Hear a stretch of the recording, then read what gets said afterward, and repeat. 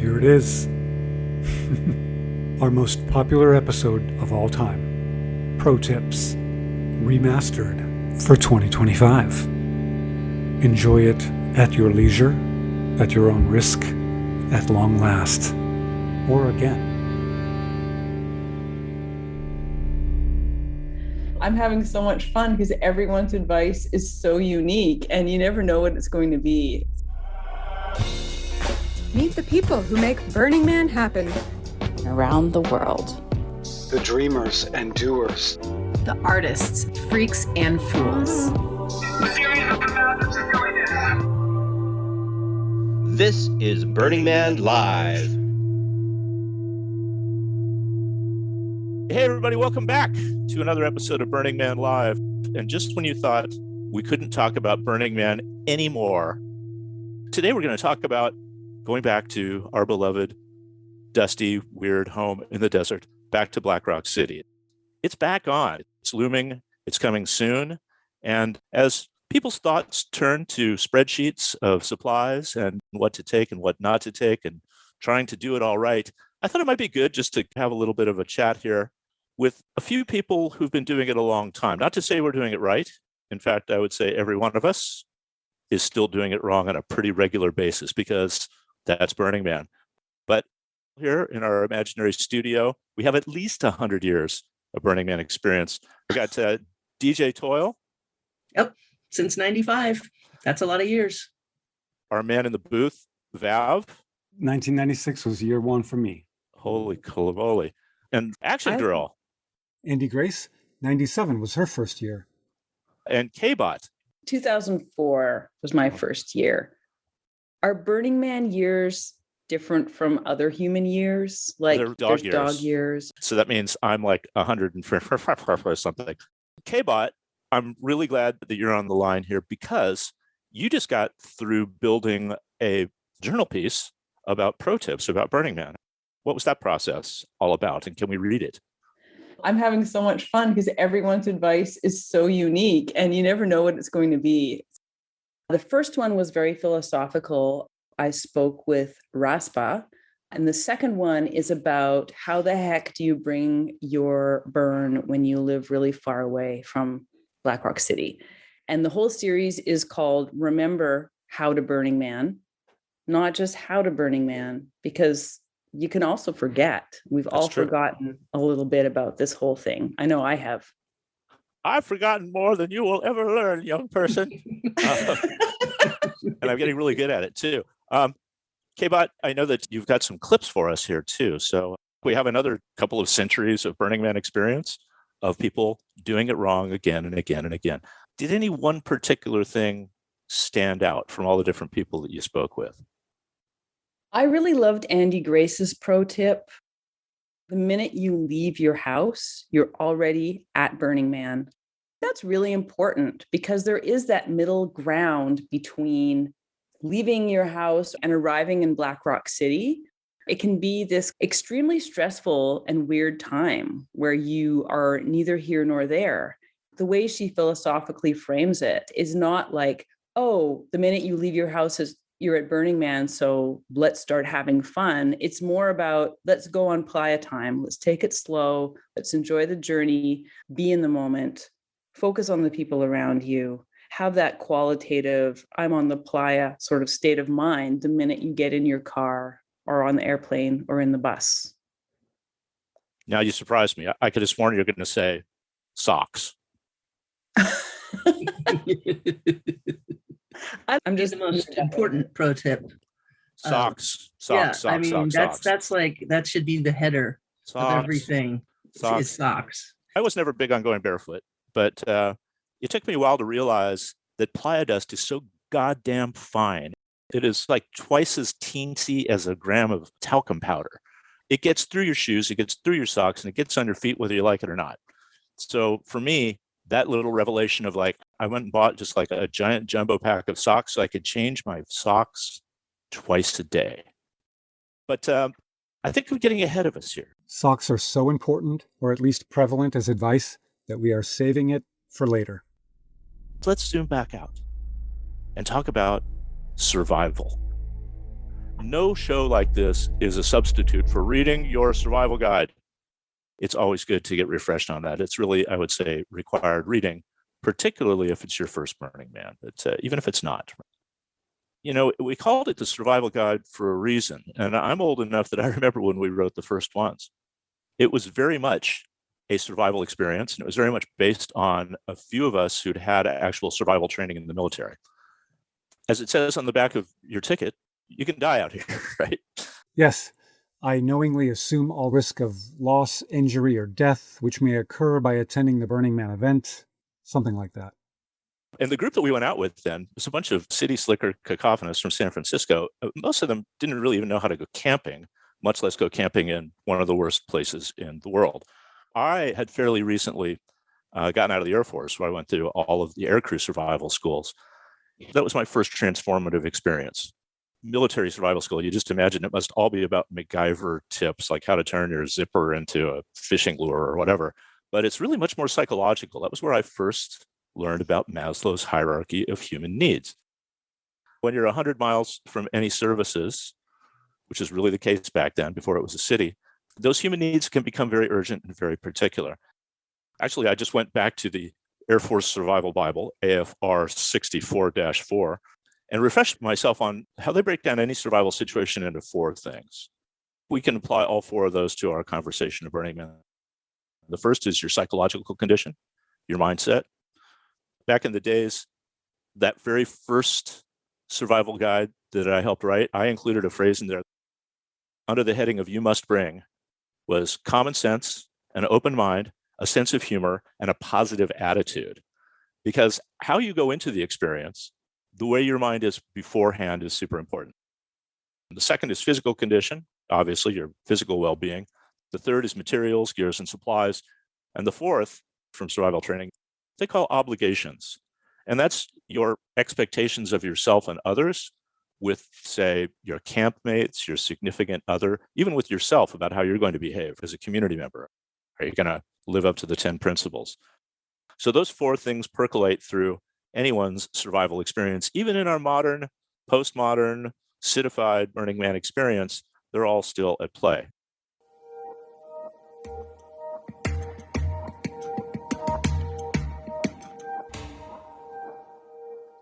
I want to talk about mental attitude.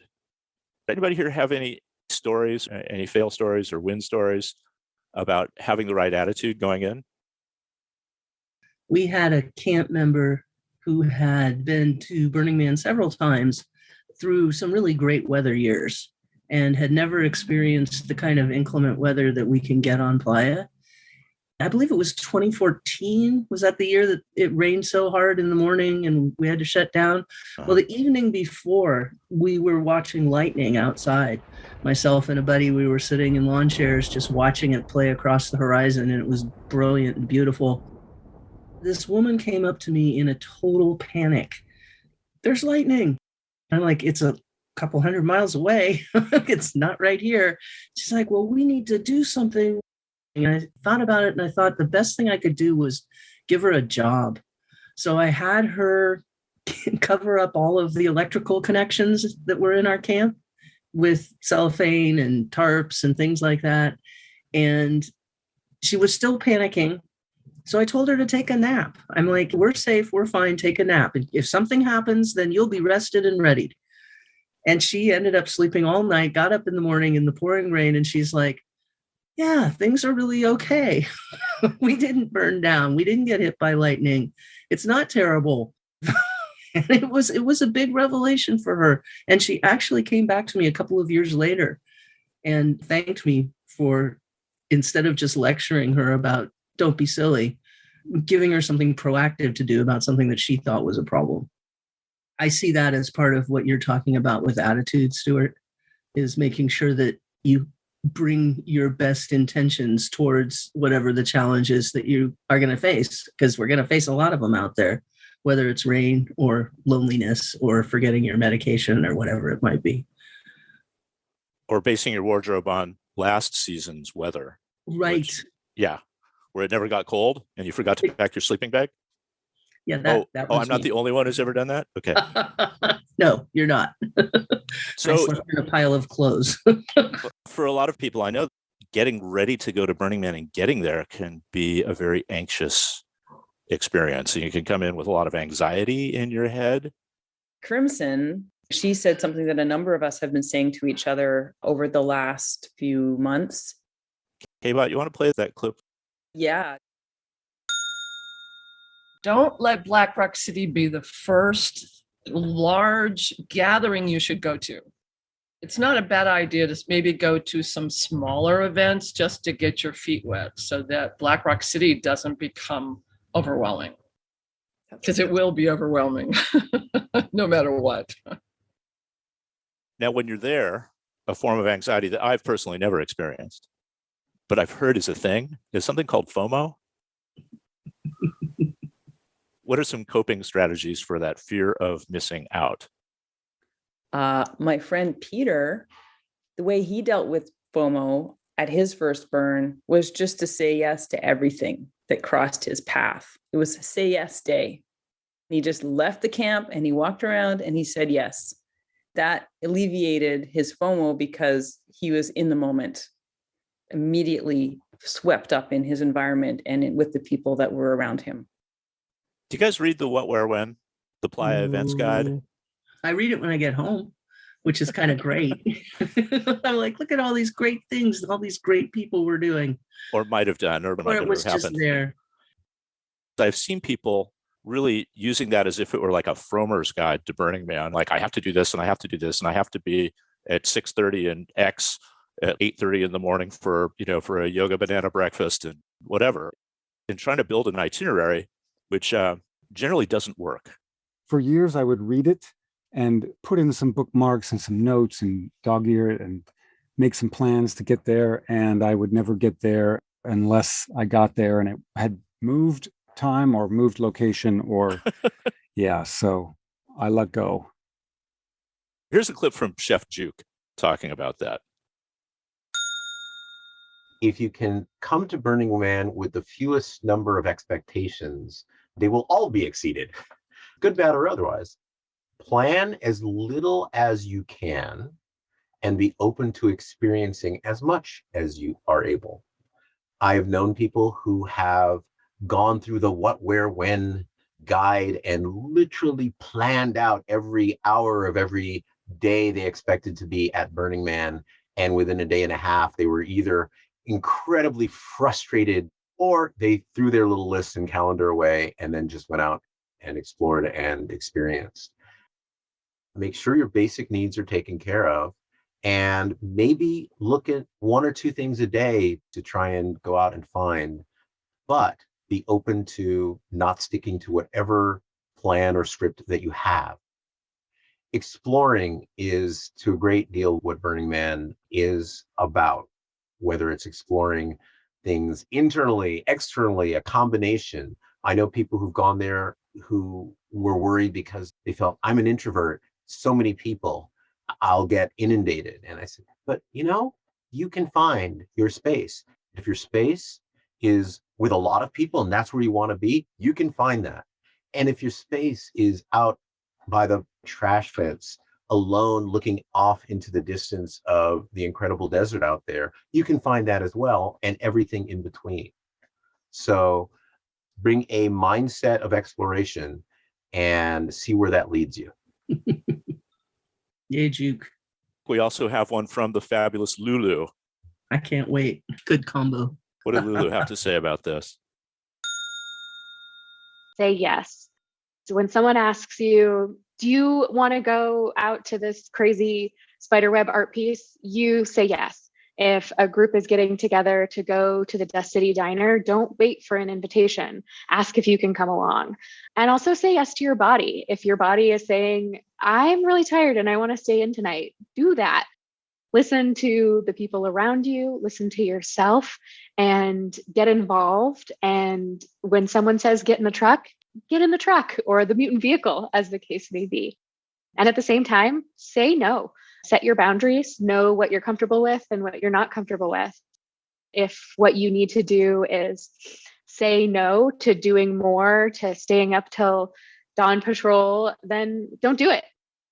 FOMO is real, but FOMO is not something that needs to control you. So say yes and also say no. You are living out there. That this is not going to Burning Man. This is going to live in Black Rock City. And so if there are things that you need to live your life, you should bring them.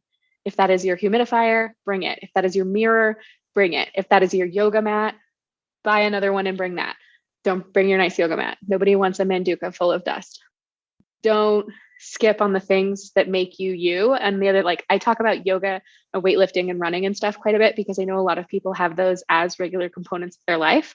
And they're really helpful for stress alleviation. And when you stop doing that immediately and also start being in a super high stress environment, working weird hours and sleeping weird hours, it just messes your body completely up.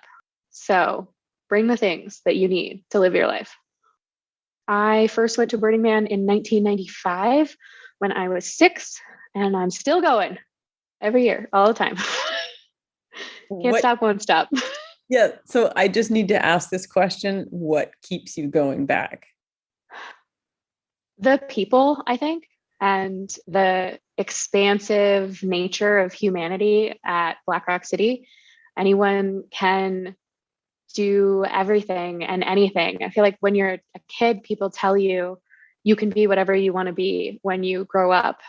The people in Black Rock City are being whatever they wanted to be when they grew up, and they're showing their children that, and they're living that every day. And it is inspiring and stimulating to be around people who are doing and being exactly what they want to do and be every day.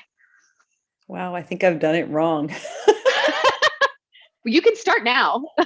I just did. Awesome. Yeah. Well, I can tell you that when I first started going to Black Rock City, my child was very small, and I had ideas about things that I wanted to do. And my child, as small as she was, is very headstrong and determined. And I gave up after about half a day and decided there was so much going on that there was no point in trying to make it to places on time at times and to just do what the kid wanted to do, because there was plenty of entertainment to be had. I didn't have to stress myself out about it. And I didn't have to argue with a small child who wanted to go that way when I wanted to go the other way. So that made me understand how to easily give up FOMO and go with the flow. The FLOMO. FLOMO. And in the interest of full disclosure, that child of which DJ Told spoke is the fabulous Lulu now in our ticketing department. True. Born and raised at Burning Man, or at least grown up as much as anybody ever grows up at Burning Man. One of the behind-the-scene heroes of our podcast is Anjelika, who had this to say about FOMO. To me, JOMO is all the rage. JOMO stands for joy of missing out. That is when everyone drinks more Red Bull and I go to bed. I just gave up leaving camp more than I have to. For me, the big psychological break, it's a psychogeographical insight. Black Rock City has no center. There's what we call a center camp, and then there's the man and all that stuff, but the center is anywhere you want it to be. It's kind of a spiritual thing. But if you just stay still, Burning Man will come to you, and it will very often carry you off on its own adventure that you never could have looked up in a book.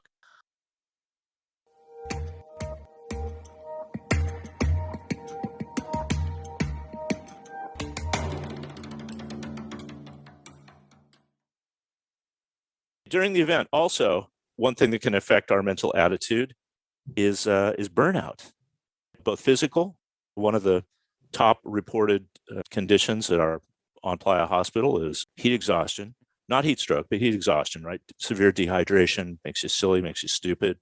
We don't often see it in ourselves. In fact, we can just about never see it in ourselves. So this is a team sport, right? As we say sometimes in my camp, look for signs of stupid. And if someone...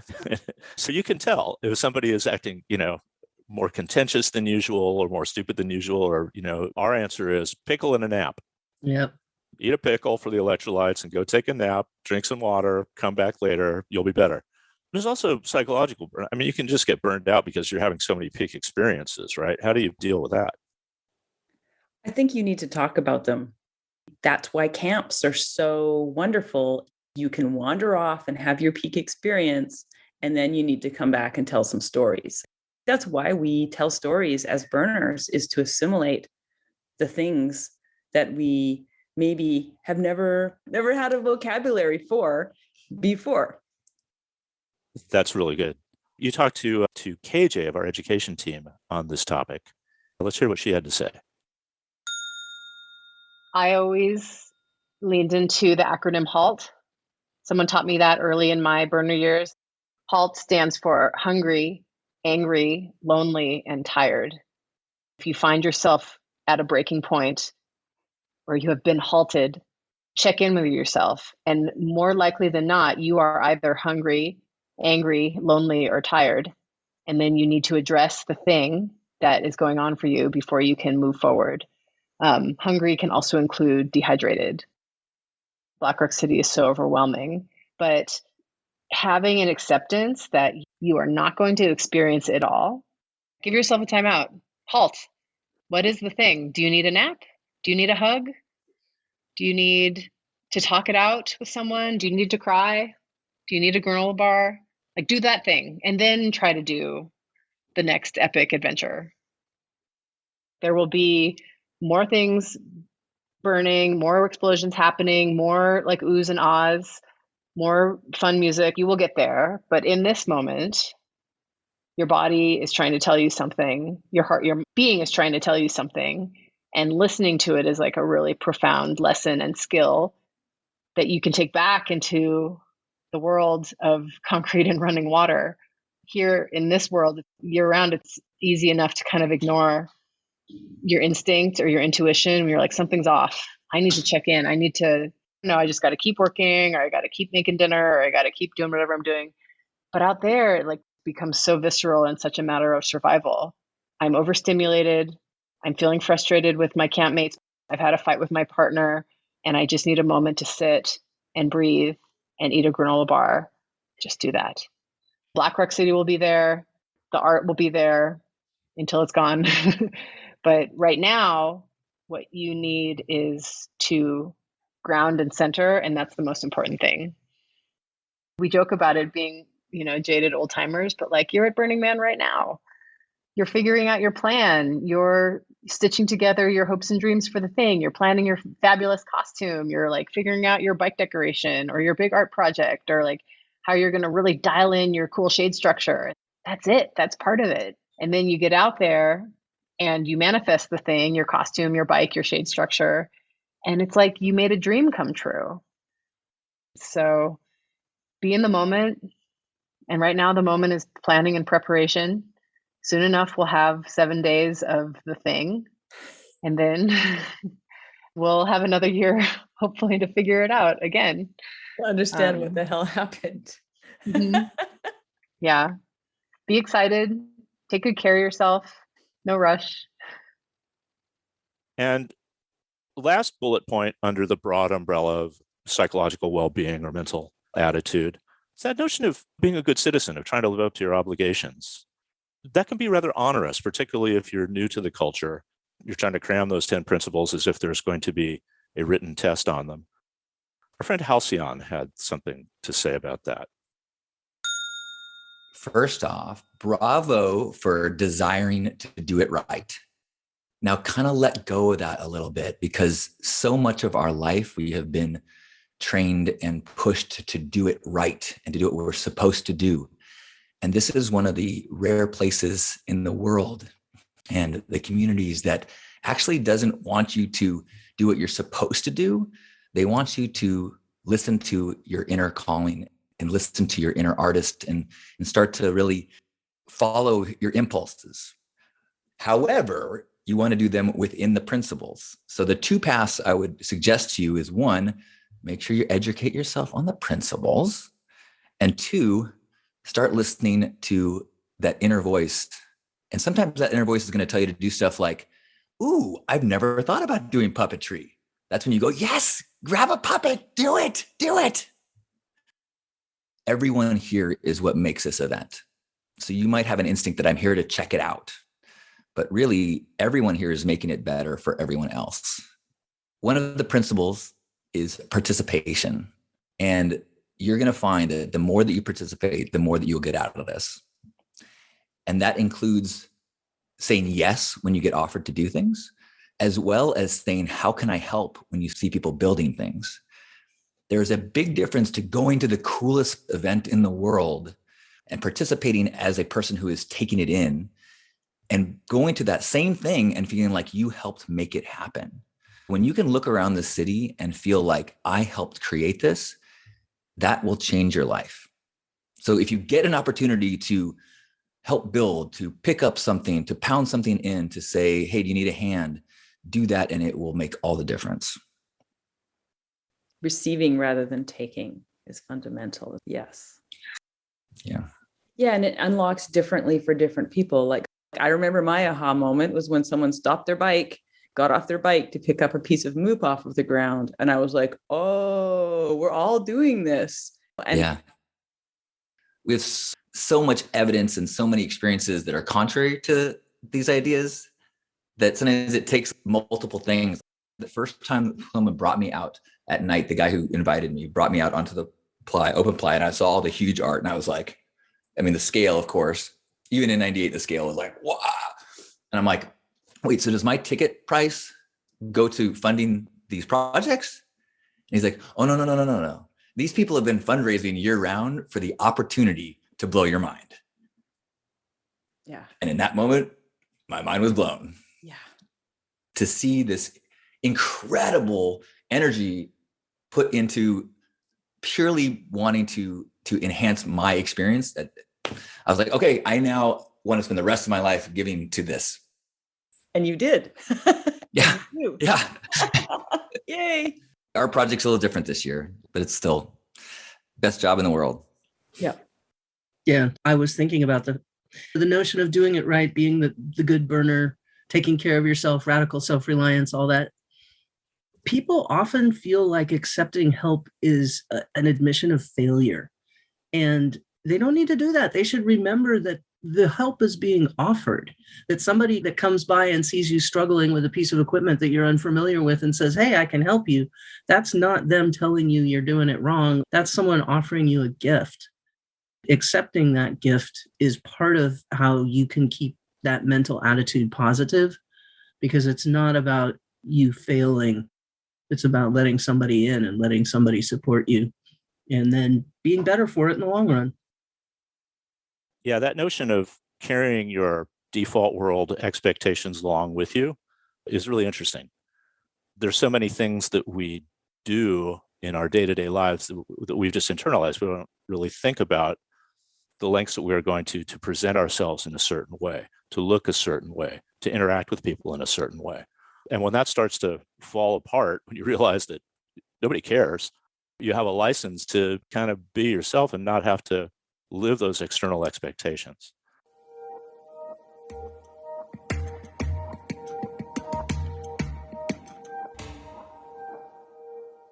Okay, do you want to talk about physical well-being and taking care of our bodies out there?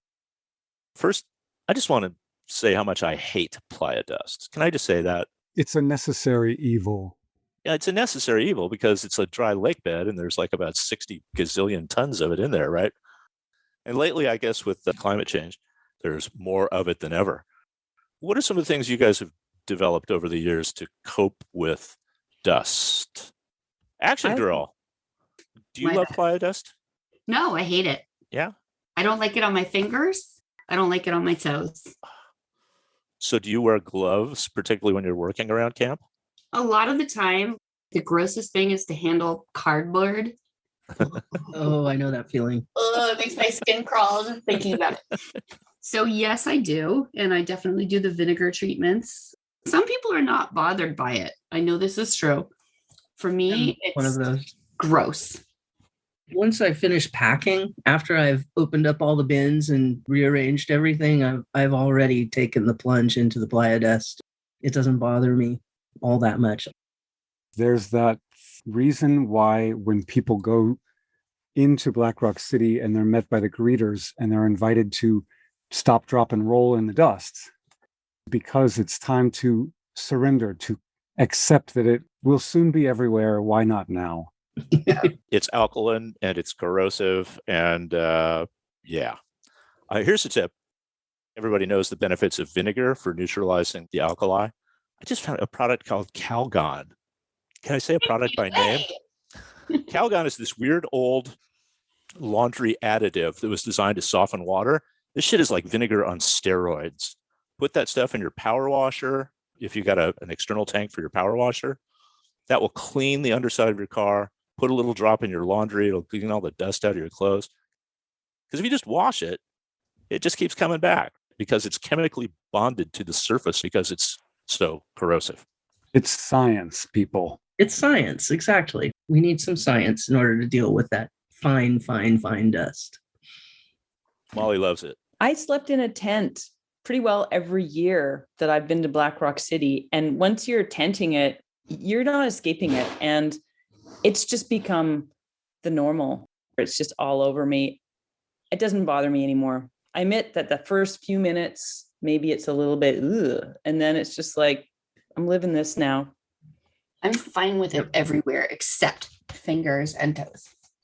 I used to tell our newbie campmates that this is the cleanest dirt you'll ever eat.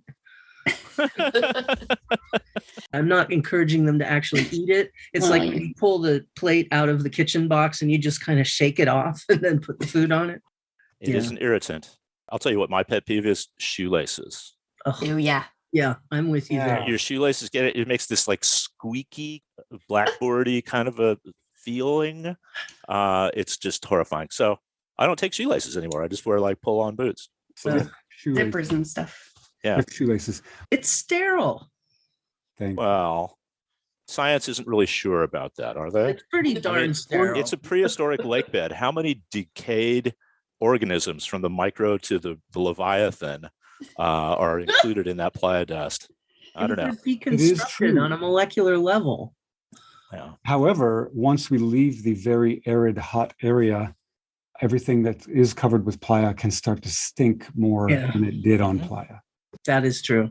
Yeah, when I turn on the car's air conditioner, the kid says, "It smells like Burning Man in here." I rented a U-Haul truck one year to help Lulu move and got into it, got to driving, turned on the air conditioner, and I was just started laughing.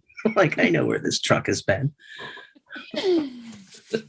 Those big gallon, 2-gallon, 5-gallon sizes of zip top bags. I didn't say the brand. You can put every single outfit in those, including the one you're going to leave in. And if you don't wear it, it's not dusty when you get home and you just put it away. Yep. That's great. A couple of people had said new socks are like a spa day. Your drive home outfit in a bag under the driver's seat is magical. Yep. And 100%. Speaking of the drive home treat, I always buy a couple of canned iced coffees, stick them in the glove compartment, don't tell anybody. And then as we hit the highway, I pull them out. And they are the best thing. No one falls asleep at the wheel. Everyone's happy. Pro tip. That's a good one. Let's talk about leaving, because Exodus can take longer than you might expect. It took me a couple of cycles to figure out that I should have a cooler with me in the front of the truck with cold beverages and snacks in it. Because once they start pulsing cars, you can be sitting there for hours at a time waiting for your chance to get back out on the highway. Well, you got to look at pulsing too as, if you're still at Burning Man, it's another opportunity to get to know people. Maybe you'll see like pieces of an art car that you never actually got up close to, and you're pulsing and you stop in your vehicle and you can walk over and say hi and how much you enjoyed their piece. It's people handing out snacks, people talking to new car neighbors that they never would have met otherwise. Thinking that you've left Burning Man when you get on Gate Road heading out, you're wrong. You have not. All right, so leave before you're ready to be gone. Leave while you still want to be there. That's a very good piece of advice. Especially with all the little towns you're going to be passing through. They're excited to have us, and also don't need us being exhausted little broken bunnies as we pass through. Yep. Yes. Saving a little bit in your reserve tank for that journey home is really important. DA actually had a good comment about that. Well, for leaving no trace, for sure, is remembering that this is a big picture. This is a marathon. Not only do you need to get to Burning Man safely and you're going to have your burn, you're going to need to pack up your camp and everything you brought to it. And you're going to need to sweep it and leave no trace and make it look like you never were there. And then you're going to need to go home safely. And that's the big picture of it right there. Getting to having your burn, leaving no trace, and getting home. It's a marathon, not a sprint. It is certainly a marathon. If you take it like a sprint, you're going to burn out, which is your choice, but it's not sustainable. What you're really saying is that burners should save their mojo for the end because they're going to need some of it. Yeah, you need to pace that out, your mojo. You peak too early, you're out of the game. And next thing you know, you're looking at your camp and you have no energy and nothing's getting done on the back end. You have to uproot, and that takes effort. And then leaving a trace takes effort. And then getting home safely takes effort and focus and energy. So the big picture of things is to do everything in a nice, safe, sustained manner. Have your burn, but just know that there is a big picture game going on. Yeah, that's important. Dave X also had a really great bit about that. The No Friends Monday thing. Yeah, no friends No Monday. friends Monday. Yep. It's real. Plan for it. Well, the one tip that I always give to all burners is after the burn. The burn is pretty predictable. You're going to have a good time or you're going to struggle, or maybe some combination of both. But in that process, you're going to meet new people. And there's this chance in life that these people will become meaningful to you in some deep way going forward. Going to Burning Man can be like going to the airport, really. You could go into any gate and pop out anywhere in life by going to Burning Man. But there's a treacherous part, which is the Monday after the event ends. By that time, all your dopamines are gone. Any extra reserves of energy or compassion you may have are long gone. It's the end of the event. And even though you may have committed to doing cleanup at your theme camp after the event, that plan goes out the window and you go over to the camp and you tell people, hey, I've got a reservation at the pepper mill in a couple hours and we got to head out. You guys got this cleanup covered, right? And then you've destroyed all the friendships that you've made. In that last day and Monday, sometimes like that new friend that you made drops a cigarette butt because they're completely out of their minds with tiredness or whatever, and you lose your mind. You're going to snap and you're going to yell at them. And so you got to watch out on Monday that you don't wreck all the great friendships and new inroads in life that you made throughout the week. Remember to let stuff slide.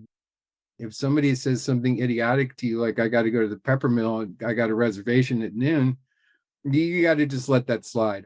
You can hate them in the moment, but later you got to think through, well, they weren't in their right thing. You know, they'll make it up to me later. And also, if you're that person of thinking of cutting out early to go to the pepper mill, whatever, remember this lesson and think, I don't want to let my new friends down. I got to like push myself a little further. The benefit of Burning Man that we don't charge extra for is that pushing yourself one step further than you thought. You thought that you might not make it. But once you push yourself the 6 hours further than you thought you could go, and you go into some kind of dream quest state, and then somebody shows up with an amazing steak, and you have the best meal of your life with the new friends that you made while you were staying for cleanup, that's the win. And so I just encourage everybody to remember on Monday when things start going sideways or you risk losing all those great friendships and connections that you just made, to let it slide. Do your part and get out of there gracefully. And remember not to let No Friends Monday bring you down or ruin those new friendships. No Friends Monday. Oh man, I have been on both sides of that. So yeah, that's what I'm talking about. Yeah. You'll yell at people, and then all of a sudden you've crushed all those new friendships because you just had nothing left to give. And it's common. You can predict it. You can see it coming. And that's the thing that I try to remember on Monday. When I hear people saying crazy stuff, I just let it go. It's like the last day in prison. You don't want to get stabbed, you know? Doesn't matter how close you were, how long you cuddle puddled. Yeah, on Monday. You wake up and they're gone. Yeah. And it's just you. Or if they're still there, they're getting in your way and not pulling their load. Yeah, the tent that's just standing there after the rest of the camp is gone. You don't know where they are. Under the guise of they donated it to you. It was a gift, right? Oh, it's a gift. Yeah, exactly. On the periodic table of gifting, that's called levium. Somebody just left it behind, thought you'd like it. It was a gift to you.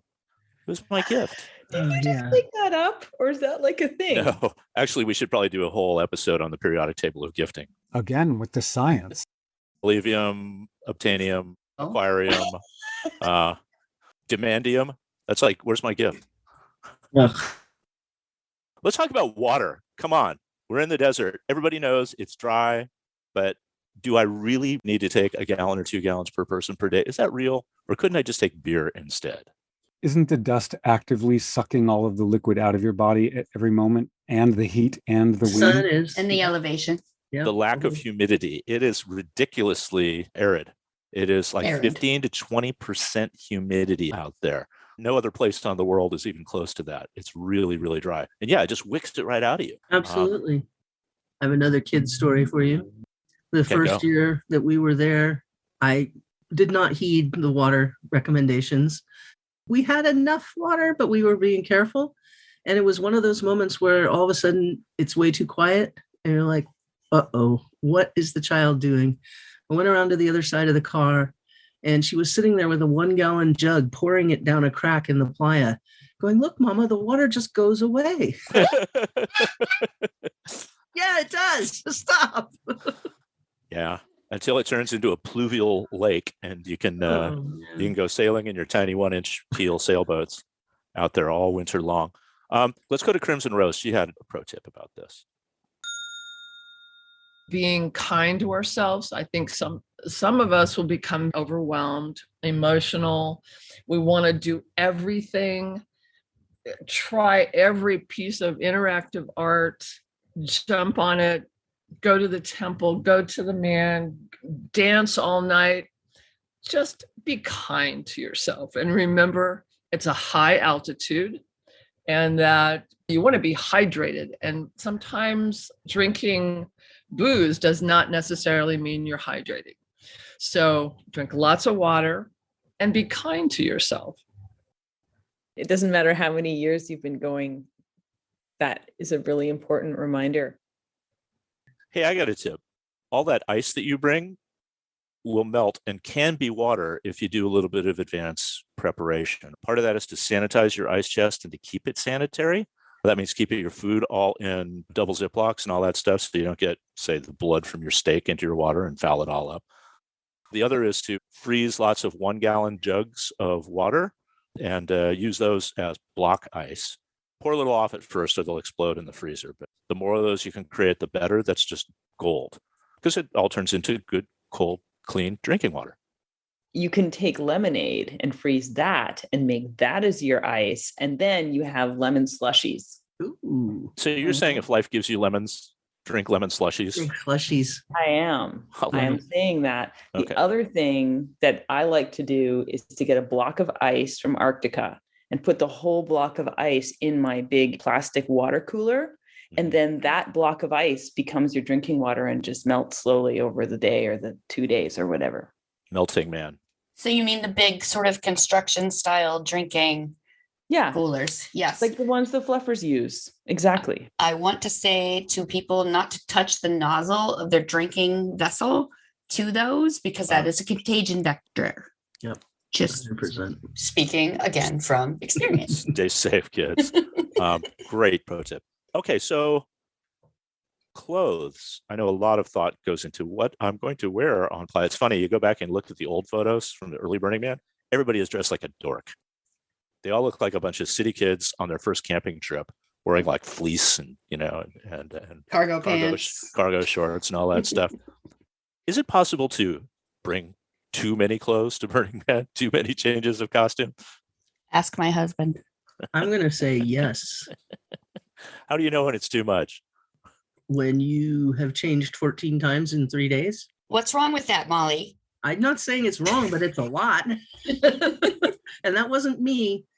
You can guess who that was. It wasn't I go for like 3 outfit changes from wake up to bed, primarily because it's cold, then hot, then cold.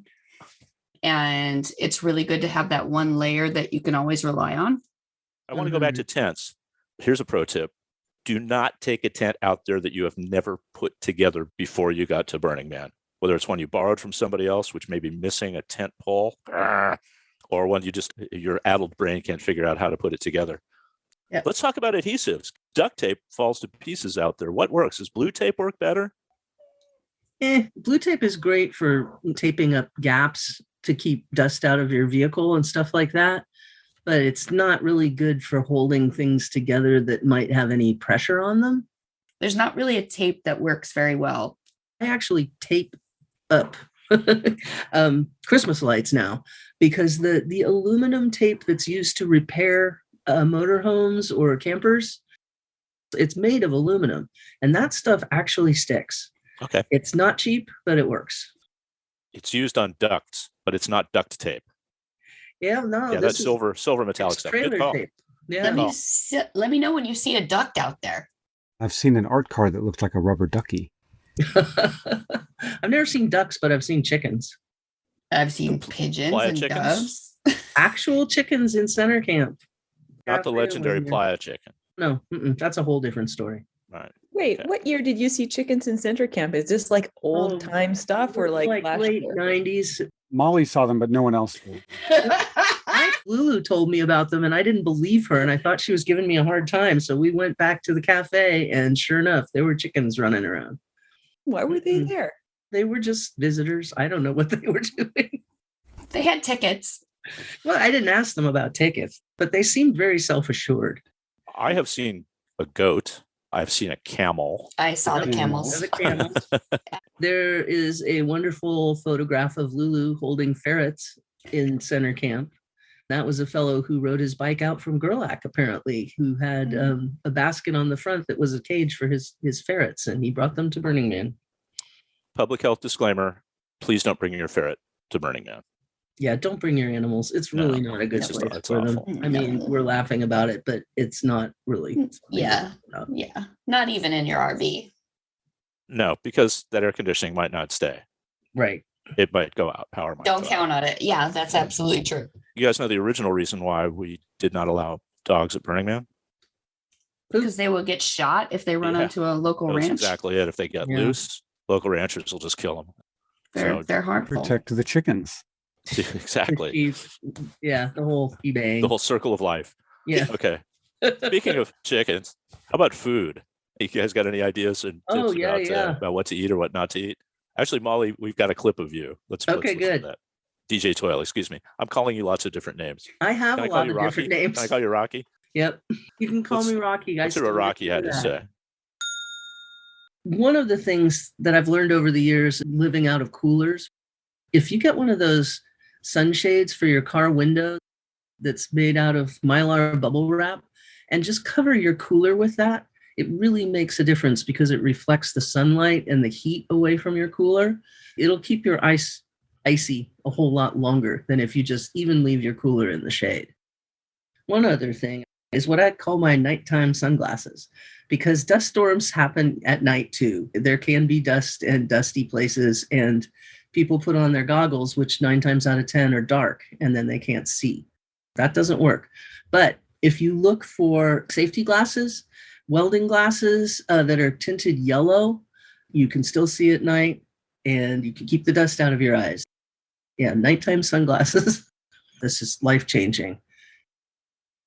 Okay, so my first year, we brought chocolate and I had it packed down the side of my suitcase, these chocolate bars. We had no idea. You sounded so professional about all this Burning Man stuff until just then. Oh God, our first Chocolate, year bad was a idea. train wreck. I think we did everything wrong. What was the wrongest thing you did besides the chocolate? We decided to build a small geodesic dome using bamboo.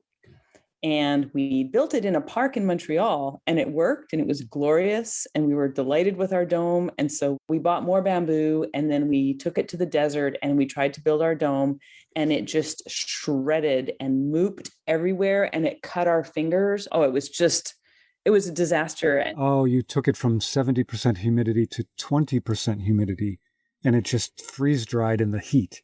So we had no shade structure at all. It was awful. Yikes. Well, okay, I got one I'll share then. It was not my first trip, and I absolutely should have known better and did know better. But a friend of mine in my camp persuaded me that, yes, he could build a parachute shelter that would withstand the winds. Okay. Withstand. Weren't you in the Air Force? Yes. You know what parachutes are for. They teach us to build parachute shelters, but no. And the guy who built it was one of my Air Force buddies, Big Wave Dave. To compound mistake on top of mistake, that year we also brought one of those double carports. And the mistake was we were setting them both up at the same time with not a very large crew. Well, the wind came up and started picking up that parachute, and everybody had to run over there to hold that thing down. When the squall finally passed over, we looked back and was like, where's the carport? It took me 45 minutes in my truck to find it downwind. And thank God it didn't kill anybody. It tumbled all the way and it ended up wrapped around the front of like a Class A motorhome, like a big nose bra. It was okay though. We cut a few poles here, cut a few poles there, and a 2-car carport turned into a 1-car carport, but it still got the job done. All right. Back to clothing?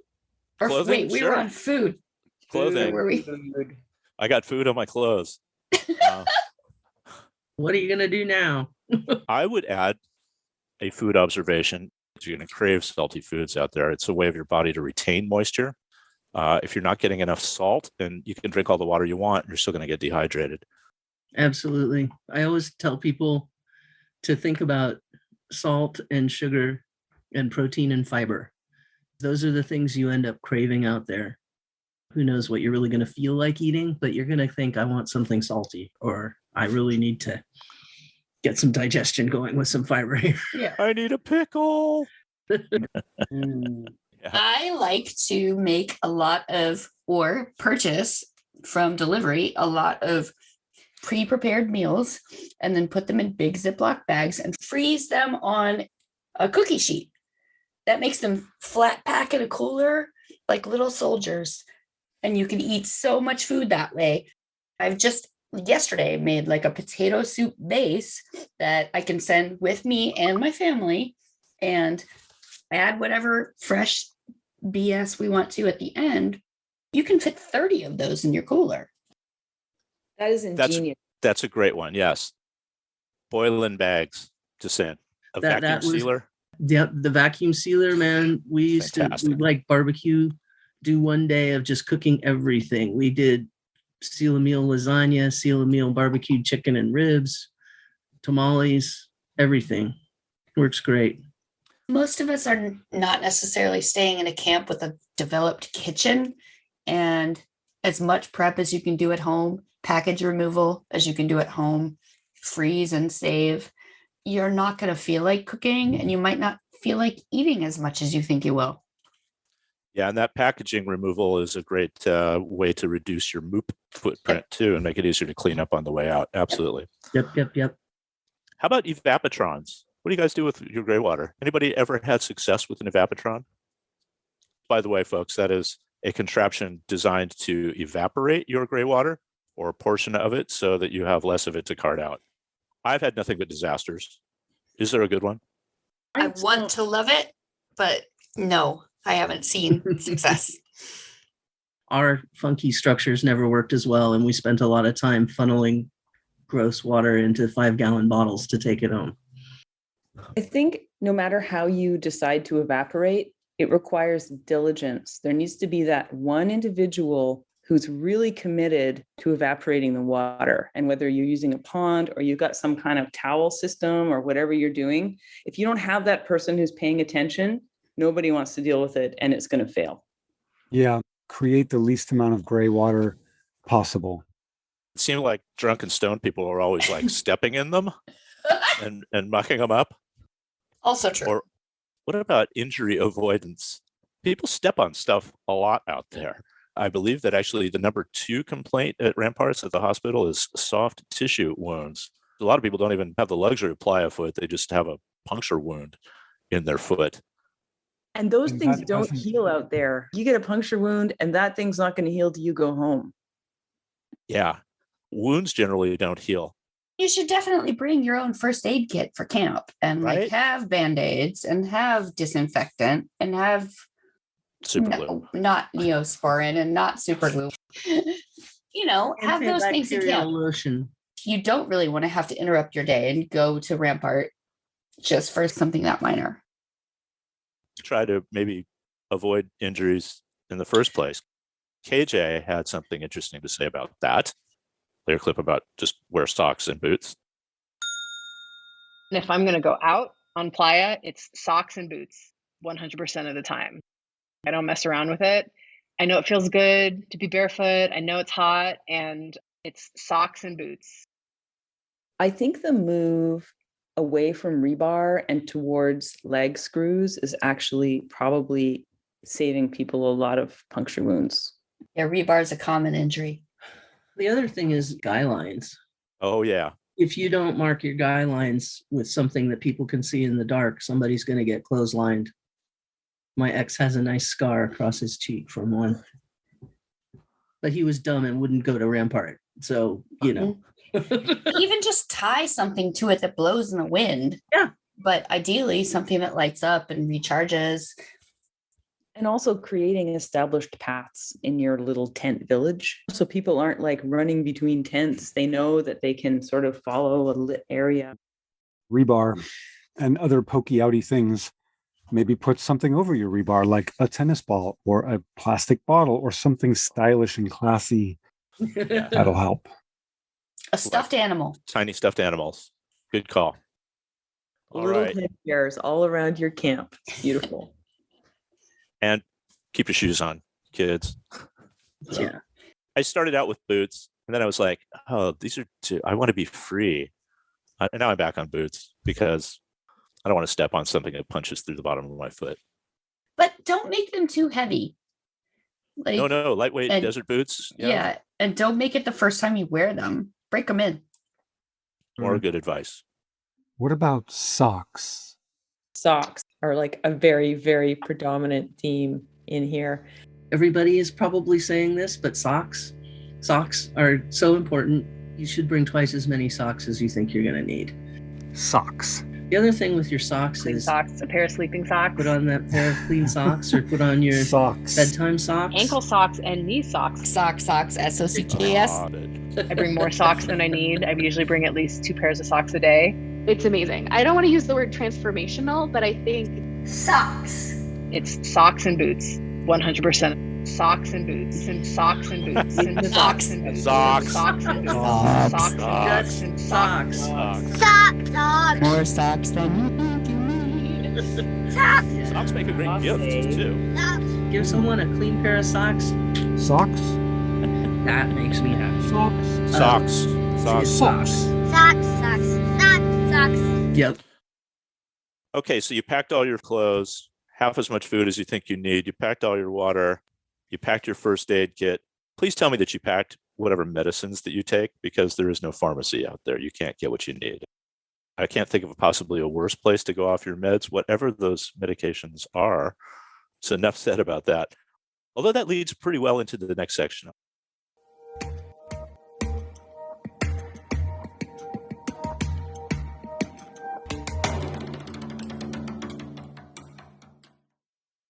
I want to talk about our relationships with others. That's one that can definitely put a cramp in your relationship style if somebody's mood is altering more than it usually does. What are some ways that we can get ahead of those relationship disasters and crises that sometimes happen out there, right? Action Girl, you had something to say about that. I helped write the first relationship survival guide that was on the website. And I know there's a lot of information, but it's often a thing we don't think about. Not just your romantic relationship, but your friends and your campmates, and how you expect to experience Burning Man might be really different. And if you don't have a conversation about that and make it okay to talk about that while you're there and encourage people to have mindful communication, you can end up in a lot of hot water. If you're a person who likes to stay around camp and cook for people, or ride around on your bike at 1 o'clock in the afternoon, or stay up and party till 4 a.m., you should talk about that. Yeah, I don't think it's possible to over communicate on your end of trip plans and to keep bringing it up again and again and again to avoid the no friends Monday syndrome. Yep. The surest way to leave Burning Man with fewer friends than you showed up with is to not have a good cooperative strike of your camp and leave no trace effort, and have somebody left feeling like they were stuck with that. That can build some very nasty resentment that, believe me, can carry over for years. So don't do it. Yeah. And I mean, you might have that person in your camp who's willing to play that role and be quiet about it. That doesn't mean it's good for them. Doesn't mean it's good for your camp or your community. So it's really an awesome idea to have that conversation ahead of time and build a plan for throughout the week. And also at the end, strike is super important. There's a values aspect around that too, of really listening to the conversations that you're having ahead of time. And when you see you've got someone sitting in the corner really not contributing, or they're just trying to slide through, you've got to get everybody on board.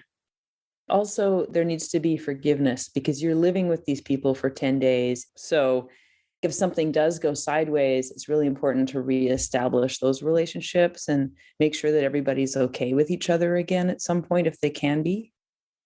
That's way more necessary than going to the dance party that you had planned. So you're going to try to keep the friends you showed up with. You're probably going to make some new friends, though, too. There's a whole lot of strange people out there at Burning Man. How do you guys deal with giving and receiving gifts out there? I always tell people, if it's your first time, don't worry about it too much.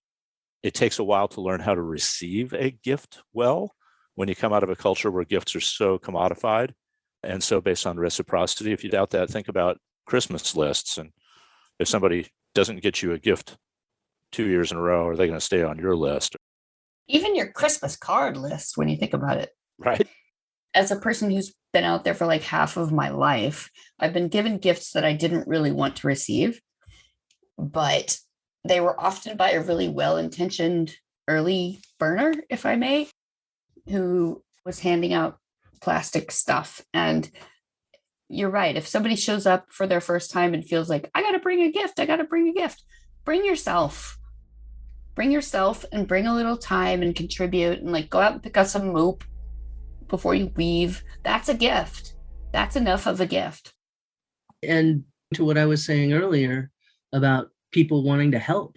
If somebody offers you help with something that you're struggling with, accept it. Yeah. Go with it. Be that person when you're walking down J Street and you see somebody. I mean, it might even just be somebody's looking lonely, or somebody that looks like they're struggling to do something in their camp. There's 100 ways you can help people out there that's far more valuable than any necklace you might make. I know a really cute couple who met because he said, I know that you're a strong, independent woman, but I would really like to help you set up your tent right now. They're married and they have 2 kids. That's the right way of putting it. I would like to help you, not you look like you need help. Right. Presence is also a gift, and it's something that I try to practice, where you're just there for that person to listen and for whatever they want to do and share. It's a kind of variation of immediacy in a sense. We used to say no spectators, but sometimes observing someone else's sharing of who they are, it feels a little bit like spectating, but that doesn't mean it's bad. No spectators is a weird statement when, in fact, sometimes being seen is exactly what the person needs in that moment. I always really liked that phrase It made me feel like I needed to do something instead of just hide in the background. I think of people who are out there with their fabulous outfits on. They want to be spectated. They want people to appreciate the work that they've put into their appearance. Requesting attention is a fine thing. And sometimes I think we're a little shamed for it in our culture.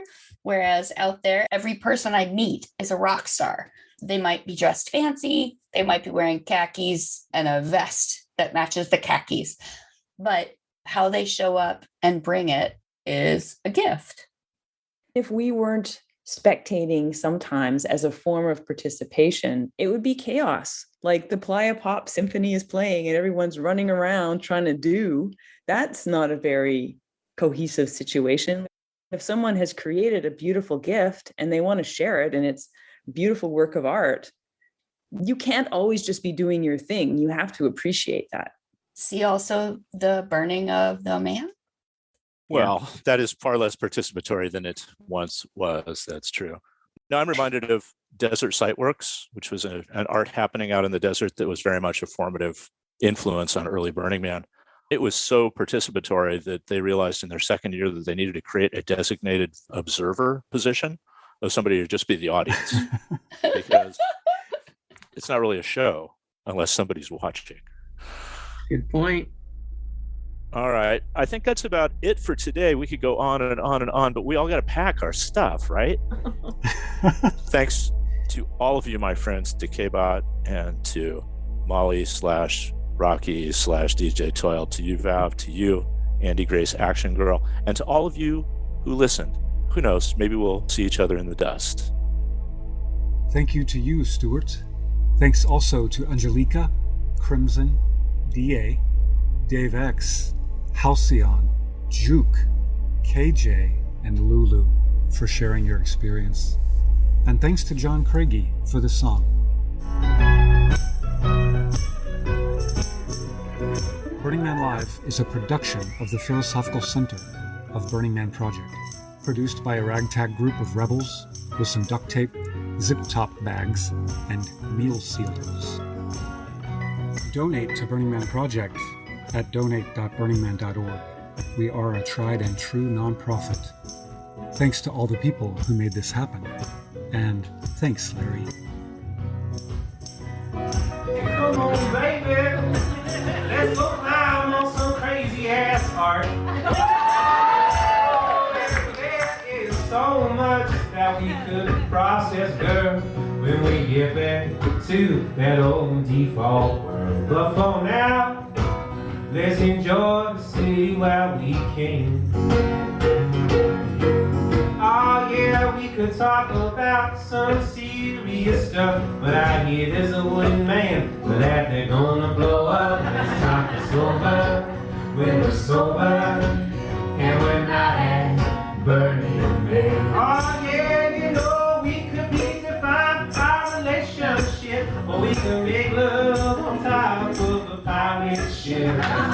Sober, when we're sober, and we're not at Burning Man. One more time, let's stop this. Over when we're sober, and we're not at Burning Man.